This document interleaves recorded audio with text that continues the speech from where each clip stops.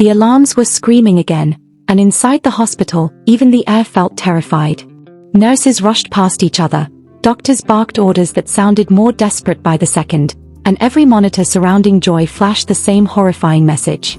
Her vitals are crashing. She might not survive the night. But what sent the entire building into shock wasn't just her worsening condition. It was what Joy whispered during the few fragile seconds she drifted in and out of consciousness. A single sentence. A single name.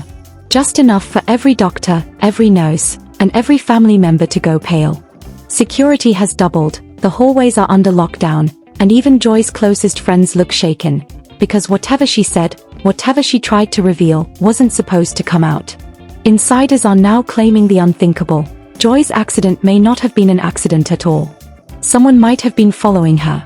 Someone close. Someone she feared enough to use her last bit of strength to expose. And now, as her condition spirals downward, one truth hangs in the air. If Joy wakes up again, she could reveal something that destroys everything, and everyone, involved. The moment Joy's vitals began to collapse, a strange silence fell over the entire ICU.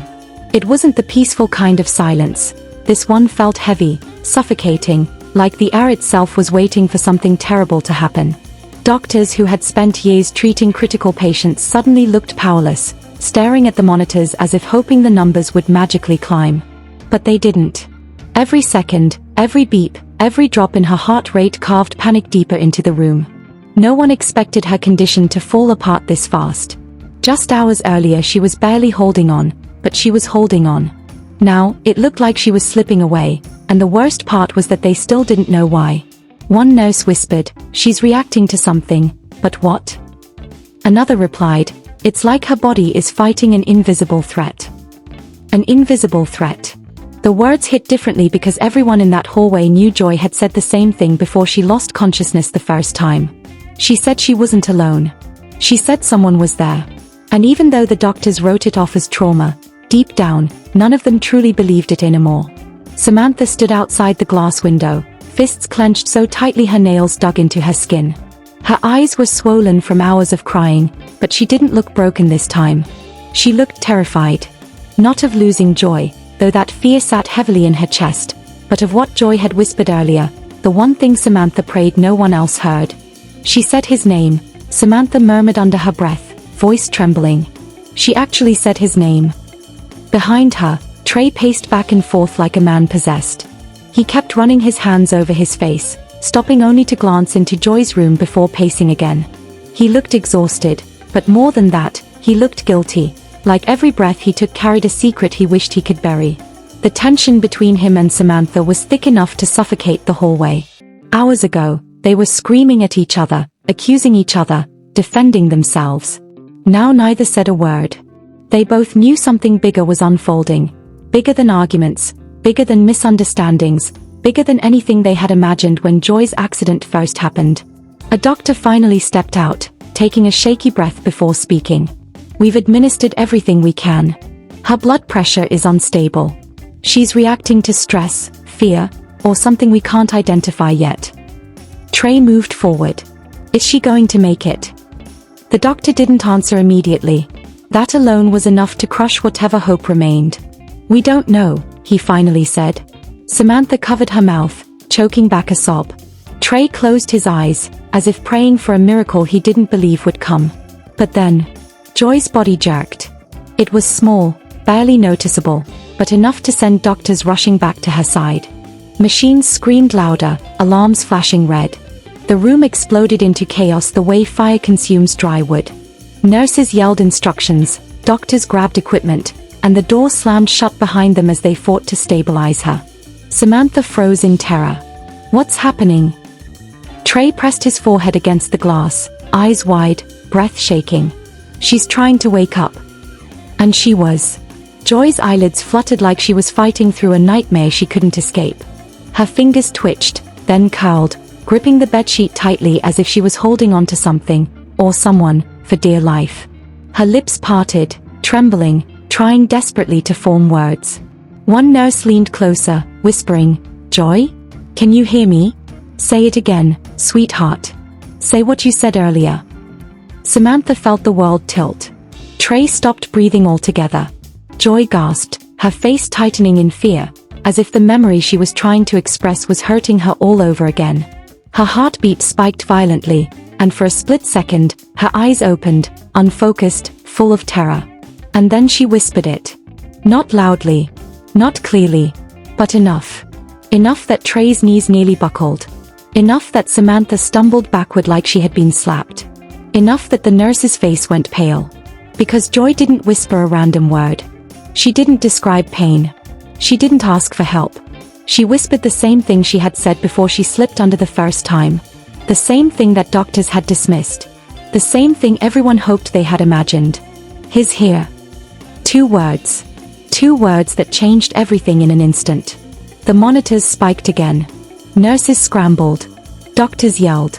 Joy's body convulsed as if terrified of something no one else could see. Samantha stared at Trey, shaking her head. Tell me she didn't mean who I think she meant. But Trey was staring at the door. Because someone had just walked in. A man. Silent. Calm. Expression unreadable. And as he stepped forward, the temperature in the hallway seemed to drop. Joy's words hung in the air like a cow's. He's here. And now, everything was about to unravel. The moment he stepped inside the hallway, every whisper, every heartbeat, every anxious breath seemed to stop. No one knew who had called him. No one knew why he chose this exact second to show up. But the timing was too perfect, too intentional, almost as if he'd been waiting for Joy to speak those 2 terrifying words. Trey's jaw clenched the second he saw him. His entire body went rigid, like his instincts recognized a threat before his mind could process it. Samantha's hands trembled uncontrollably. She took a half step back, bumping into a chair, but her eyes didn't leave the man's face for even a second. Nurses exchanged glances, some whispering urgently, others pretending not to notice the sudden shift in the atmosphere. He didn't rush. He didn't panic. He walked like someone who had already anticipated what he was about to hear. And then he spoke, calm and almost disturbingly steady. I heard Joy's condition has worsened, he said quietly.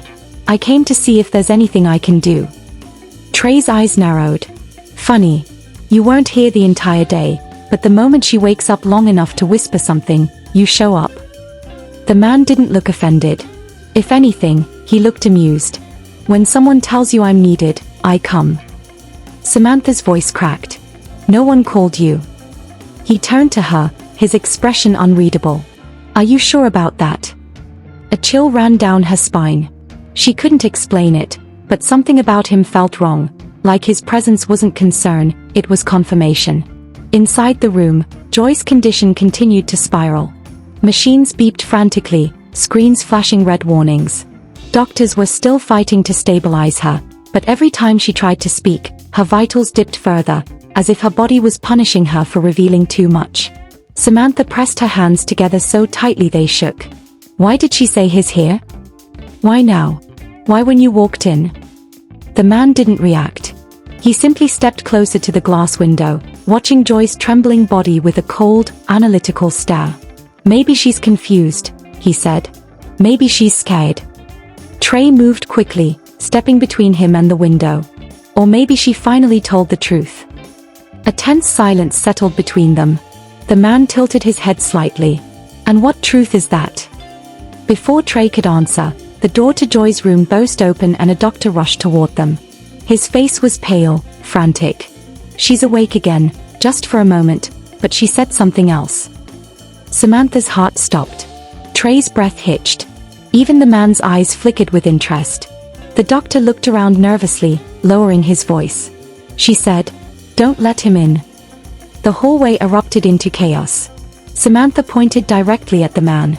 She meant him. She had to mean him. Trey stepped forward aggressively. Why would Joy say that? Why would she tell us not to let you in unless you? The man finally broke his calm, cutting Trey off sharply.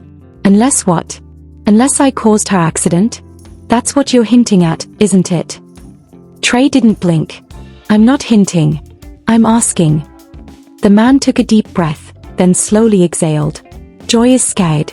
People say things when they are scared. But she wasn't scared of anyone else. Samantha shot back. Only of you. Have you considered, the man said quietly, That maybe someone wants you to think that. Before anyone could respond, another alarm jolted the hospital. Joy's heartbeat plummeted, the monitors screaming louder than before. Doctors rushed, shouting orders, blocking the view inside. This time, the panic was different. This time, it felt final. Samantha grabbed Trey's arm. She's trying to tell us something. We have to find out what she knows before. Her voice broke.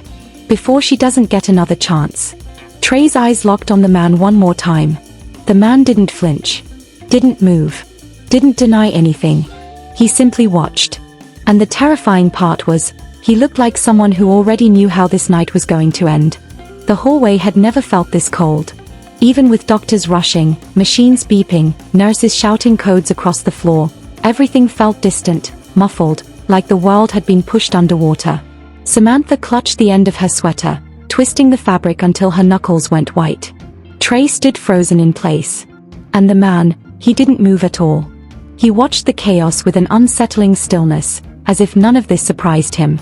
Inside Joy's room, her body trembled violently. The medical team circled her like soldiers in a battlefield, trying to pull her back from a line she was seconds away from crossing. Her breaths were shallow, rapid, then suddenly nothing at all, each pause long enough to terrify anyone watching. Samantha whispered, "She's slipping, she's really slipping." Her voice cracked into a sob she tried to swallow but couldn't. Trey finally turned toward the man, anger replacing every trace of fear. "You know something. I swear, you know something you're not saying." The man didn't look away from the glass. Knowing something and being involved in something are not the same thing. His voice was quiet. Too quiet. Trey stepped closer. "Then why did Joy panic every time your name came up? Why did she whisper his here the second you walked in? Why did she beg the doctors not to let you near her?" For the first time, the man blinked, slow, deliberate, like he was considering how to respond. Joy misunderstood something. She. "No," Samantha cut him off, her voice shaking. Joy wasn't confused. She wasn't hallucinating. She wasn't imagining anything. She was scared of you. Terrified of you. The man finally turned to face her. His expression didn't shift much, but there was something new in his eyes, something dark, something tired. "You're all letting fear make you irrational." Before Samantha could fire back, the door to Joy's room opened again. This time, the head doctor stepped out, his face drawn tight with exhaustion and worry. "We managed to stabilize her for now," he said quietly. "But she's still in critical danger. We don't know how long she can hold on." Samantha covered her mouth in relief and fear at the same time. Trey nodded slowly, but his eyes didn't leave the doctor. "Did she say anything else?" The doctor hesitated. That hesitation alone shattered the room. Trey took a step forward. "Doctor, please." The doctor exhaled. She said. He didn't stop. The silence that followed was suffocating. Samantha stumbled backward. "He didn't stop? What does that mean? Stop what? Stop following her? Stop trying to talk to her? Stop the car? What does it mean?" The doctor shook his head helplessly. "We don't know." But Trey knew. Or at least, he thought he did. "He didn't stop," Trey repeated, turning slowly toward the man. "Joy said someone was following her. She said she saw him before the crash. She said he didn't want her alive." His voice grew louder, breaking with emotion. "You were on that road, weren't you?" The man's jaw tightened. "Watch what you're implying." Samantha's voice rose in panic. "Just say it. Were you behind her car that night? Yes or no?" For the first time since he entered, the man's calm cracked. His lips pressed into a thin line. His gaze sharpened, colder than before. "I was on that road," he said slowly. "But not for the reasons you think." Samantha's legs almost gave out. Trey stared at him like he'd been struck. "You followed her?" The man shook his head. "No. I was trying to stop her." Samantha's scream echoed through the hallway. "Stop her from what? What could she possibly be doing that you needed to chase her down?" The man didn't answer. Not because he didn't want to, but because at that exact moment, a nurse rushed out of Joy's room, panic written all over her face. "She's waking up again, this time longer." Trey bolted toward the door. Samantha followed, tears streaming. Even the man moved closer, unable to hide the tension now gripping him. Inside the room, Joy's eyes fluttered open. Weak, terrified, but conscious. Everyone leaned in, breath held. Her lips parted. She looked directly at him, then whispered one word that froze everyone in place. You. Now the only thing that matters is what you think. Because at this point, Joy's story isn't just unfolding inside a hospital room, it's unfolding right here, with every person watching this video. Joy pointed directly at him. She used her last bit of strength to say one word that changed everything. But that one word, that one whisper, has opened 100 new questions. So let's talk. Do you believe he's innocent?